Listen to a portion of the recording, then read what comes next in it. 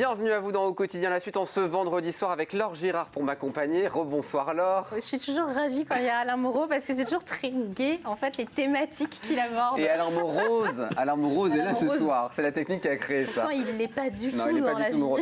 Ce soir, on va évoquer un sujet très joyeux, le premier divorce d'un couple en Sarthe. Laure, avant la pub, vous disiez Je disais peut-être bien après la Révolution française, peut-être. Pas tout à fait, on va faire un petit rappel historique pour démarrer, Alain, peut-être. Peu de temps après, peut-être. Puisque le 20 septembre 1792 rentre en application la première loi pour le divorce. Donc c'est pas en Sarthe tout à fait, mais c'est en 1792 qu'il y a une loi qui se met en place. Et ça s'applique en Sarthe également. Oui, évidemment. Évidemment, c'est le territoire national. On est d'accord. La réforme dit en préambule, la faculté de divorcer résulte de la liberté individuelle dont un engagement indissoluble serait la perte. Alors, on peut peut-être revenir un tout petit peu en arrière. Revenons en arrière, Alain.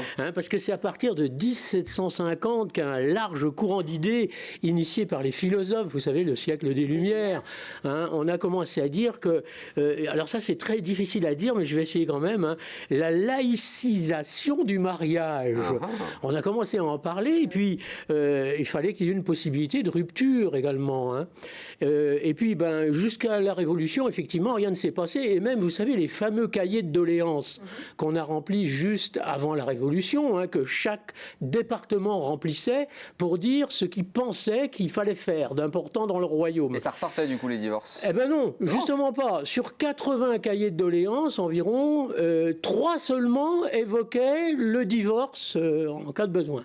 C'était mal vu, évidemment, l'idée de se séparer. Oui, c'est resté très longtemps très mal vu.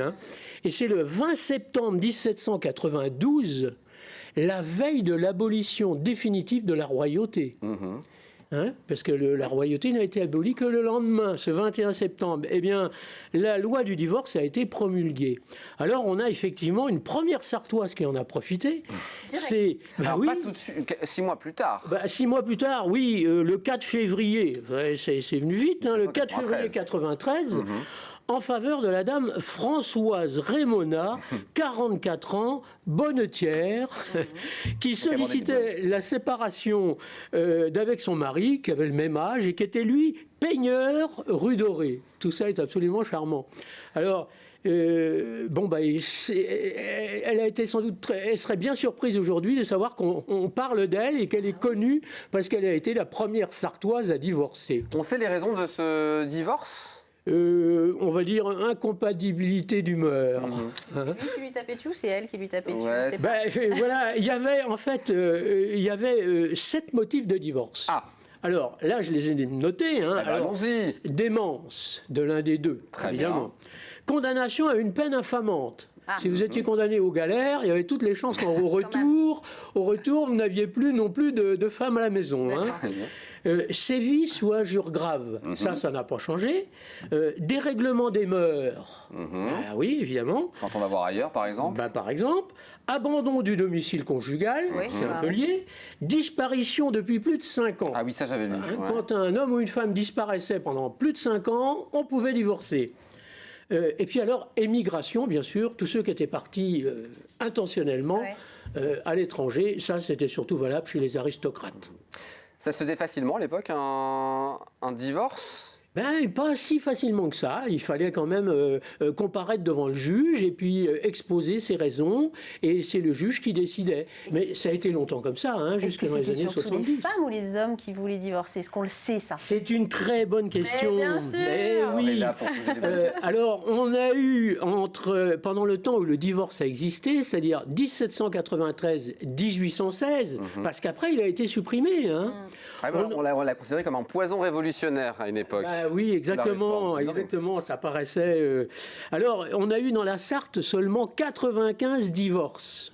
95, C'est un petit peu statistique, là, je m'excuse. C'est très bien, c'est très intéressant. Dont 62 sont intervenus pendant les 3 premières années, entre 93 et 95. C'est-à-dire qu'entre 96 et 1816, soit pendant 20 ans seulement, on n'a eu que 33 divorces dans la Sarthe. Donc même pas 2 par an. Vous voyez? Alors qu'on avait eu quand même 3660 mariages. pour vous donner une idée. Hein. Et alors, on sait si c'était des hommes ou des femmes? Alors, vous me reposez la question, j'avais oublié, effectivement. Voilà. 95 divorces. Répondez-moi. 68 était le fait des femmes sur 95. Surtout les femmes qui demandaient le divorce. Donc, les 3/4, c'était la femme qui demandait le divorce. Tu as quelques chiffres d'aujourd'hui, des divorces d'aujourd'hui? Tu me l'as dit au téléphone ce matin quand on a préparé l'émission. Ça a un peu évolué, il y a un peu plus de divorces aujourd'hui. On dit beaucoup de choses au téléphone, hein, qu'on ne dit pas forcément ici. Je ne dirai pas tout. Alors, le divorce a été aboli en 1816 et rétabli seulement 64 ans plus tard, en 1884. Vous voyez, en 1880, on ne pouvait toujours pas divorcer en France. Hein. Et tu me le disais en préparant l'émission aussi, le mariage était mal vu jusque dans les années 50. Bah oui. Non, le divorce, c'était mal vu. Le divorce, le mariage, c'était bien vu, au contraire. Non, mais j'imagine que les tout premiers et la toute première divorcée, elle devait être regardée un petit peu de travers par les voisines et les voisins, non? Enfin, on s'est aperçu. Un peu infamant, non? Oui, c'est une bonne question aussi parce qu'on s'est aperçu que presque tous les divorces, en fait, avaient eu lieu au Mans ou dans les environs du Mans.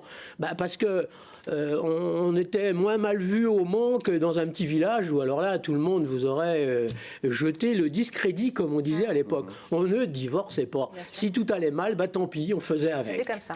Aujourd'hui, on divorce un peu plus. Tu m'as dit un couple sur deux du côté de Paris. Et oui, aujourd'hui, un couple sur deux divorce dans les 5 ans dans la région parisienne. Et chez nous, en Sarthe, on a des chiffres? J'ai pas de statistiques, mais on est toujours un petit peu... on est un peu mieux, on s'aime en Sarthe. Oui, on s'aime en Sarthe, mais je pense qu'on les rattrapera à un moment ou à un autre quand même. Hein. On salue Madame Moreau ce soir?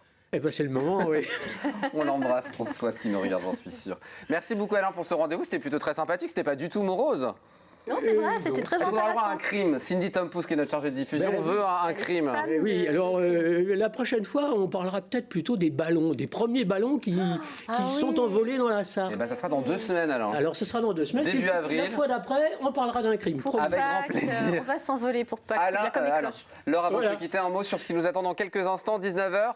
Le vélo en Sarthe, ça roule. Une émission que vous présentez, je crois. Ah mais oui, effectivement. Oui. Alors c'est enregistré, je le précise. C'est une émission qu'on a enregistrée autour de la pratique du vélo qui évolue en Sarthe comme partout ailleurs. Ça devient vraiment un mode de déplacement plébiscité par les usagers. Est-ce que c'est pour autant facile de faire du vélo au Mans, dans l'agglo et plus généralement sur les routes sartoises? C'est moins simple. Mes invités, Patrick Desmazières, conseiller départemental en charge de tout ce qui est itinéraire vélo et tourisme, vous allez le voir, il y a de très belles choses à voir. Et puis Thierry Touche, qui est élu Le Mans Métropole, en charge du plan vélo, grand plan vélo qui vise à relier finalement toutes les communes de la métropole entre elles par des pistes. Donc c'est à 19h. Il y a beaucoup de choses dans cette émission. Et puis à 20h, au bonheur de Nacre. Et demain, 19h15, samedi, lumière sur une petite cité de caractère qui sera Montmirail. Avant de se quitter, je voulais qu'on diffuse ce soir un petit extrait de ce magnifique clip qui vient de sortir pour soutenir la candidature du Mans comme capitale de la culture 2022. Il est sorti, je crois, hier soir, et on va vous en diffuser un petit extrait. Maintenant, vous allez voir, c'est formidable. La culture d'un même souffle. Le souffle dans l'embouchure de l'instrument. Le souffle d'un riff de guitare tonitruant. Le souffle d'un accord de piano émouvant. Exultons ce corps qui se voûte, ce corps qui danse, ce corps que l'on écoute. Fêtons à l'unisson le souffle de la foule qui vibre et qui vit. Osons le souffle du partage et le souffle des merci. La culture, c'est aussi le souffle du silence. L'intégralité est à retrouver sur YouTube et peut-être qu'on aura la chance de vous le diffuser en intégralité régulièrement la semaine prochaine. Qui sait? On verra. En tout cas, on y croit. Le Mans, capitale de la culture 2022, ça serait formidable pour notre belle cité. La décision doit être prise avant la fin du mois, là. Donc, c'était Lucienne Renaud-Davary qu'on entendait jouer de la trompette, à qui je fais un petit coucou en passant. Un album sur Piazzolla qui est absolument sublime. Et on salue aussi Lola Baye qu'on a vu qui était la voix de ce clip. Merci beaucoup. On a parlé dans le journal qui sera, oui. Formidable dans Home qui fait des concerts devant chez l'habitant si vous le souhaitez, c'est magique. Merci beaucoup Laure, merci beaucoup Alain, très bonne soirée à vous. Dans un instant, vous ne bougez pas, c'est Laure que vous retrouvez pour le vélo en Sarthe, ça roule. Nous, on se donne rendez-vous lundi 18h30 pour une nouvelle quotidienne. Profitez de votre week-end à lundi.